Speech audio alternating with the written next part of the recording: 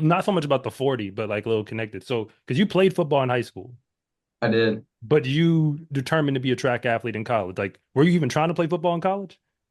I mean, I would. I didn't have nobody talk to me or anything. I didn't have literally any opportunities.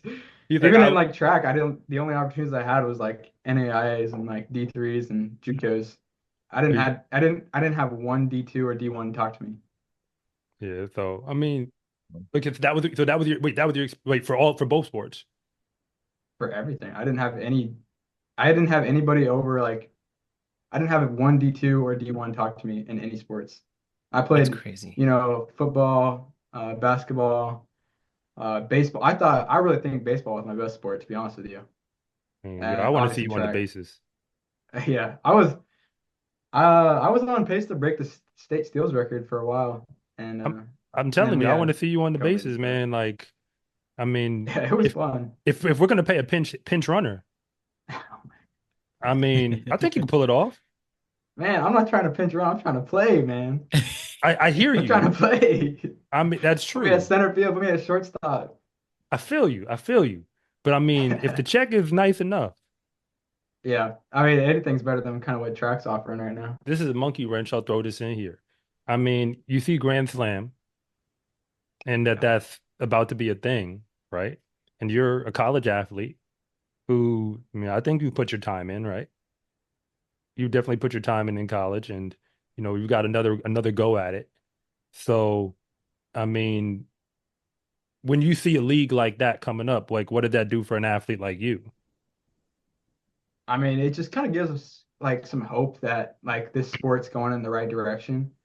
It feels like a lot of times it's like the same old thing, or like sometimes like I don't know. It just feels like the sport's not trending in the right direction in a lot of ways.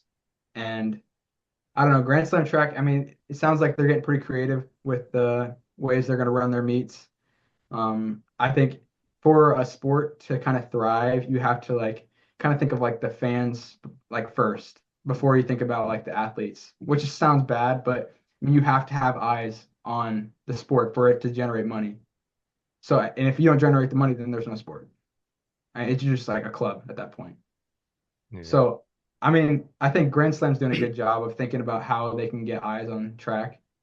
And yeah, that just gives a lot of hope that and there's money to be made, there's careers to be had, and opportunities there for me and other like college athletes Yeah. upcoming. So I mean, I'll add this. I mean, and this is the first time I'm saying this on the record, where when I look at Grand Slam and Anderson knows that I'm thinking about that, I feel like where this is where I think things have to get to, where the sport, when you think about, let's just talk sprinting, and they created the event group thing, the 1-2. So, I mean, hey, you'd have to run the 1-2.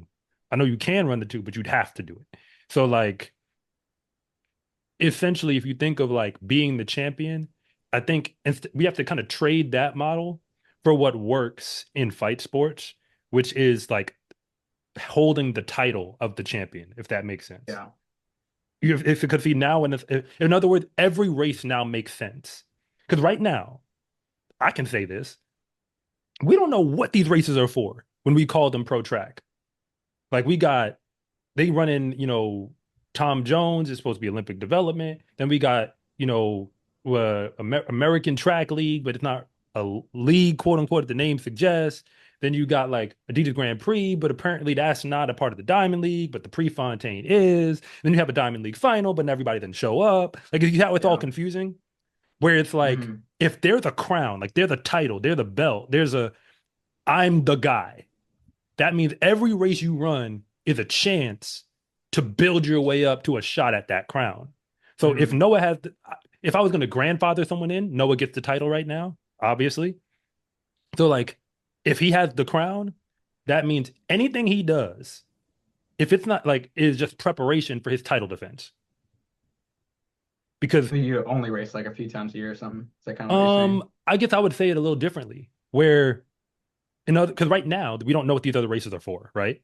Yeah. Like as a fan, I don't Essentially, understand the yeah. importance. So if Grand Slam, he's not signed on with them, but let's say he was, where if he has the title or whoever wins the crown of like I'm the 100, 200, event group champion. Like I'm the guy. And it's supposed to be the Mhm. fastest league in the world. I would pay him, big ticket appearance fees as far as track is concerned. Like every time you touch the track in Grand Slam on a title defense, that should be a quarter of a mil because you're the guy.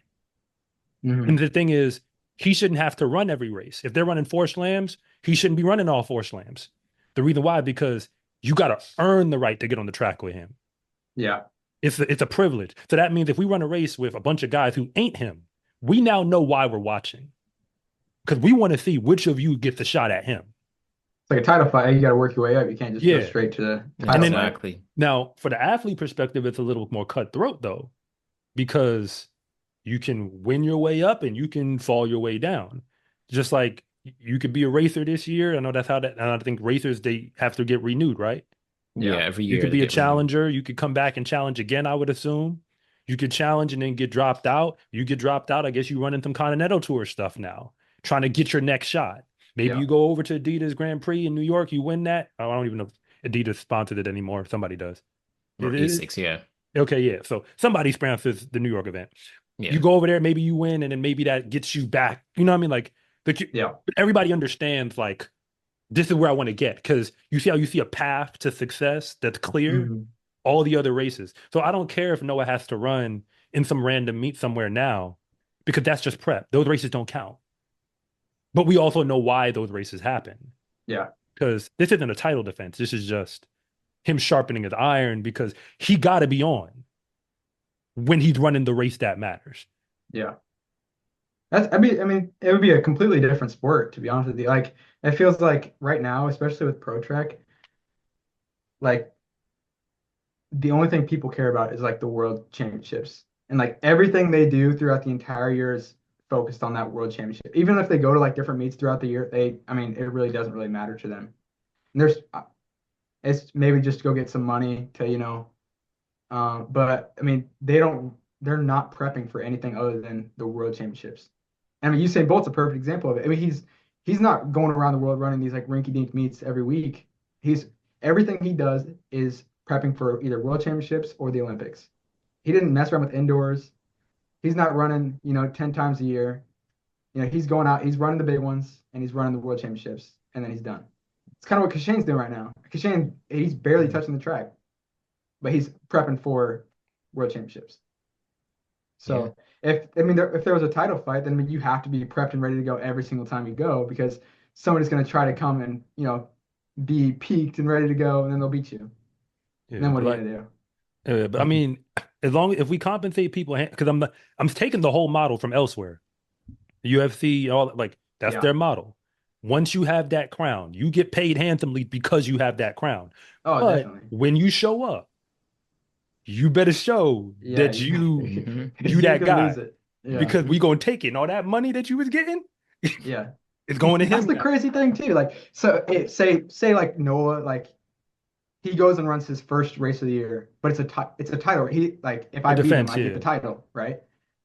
I can peak for that. That's probably one of my that would be a Yeah. big race for me. That like, for my career right now, that would be a big race for me.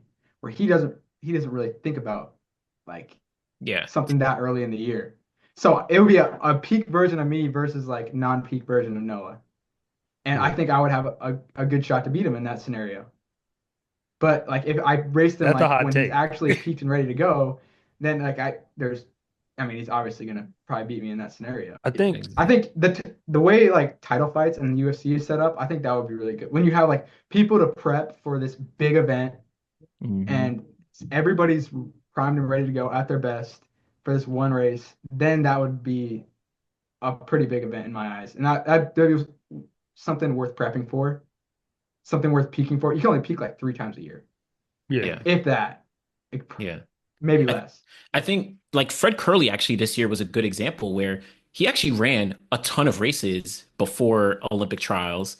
And he like at the New York meet, he did terrible. That's something he like fell out the blocks, he like slipped out Yeah. and all that. He ran in Mhm. China, he was running like kind of not great.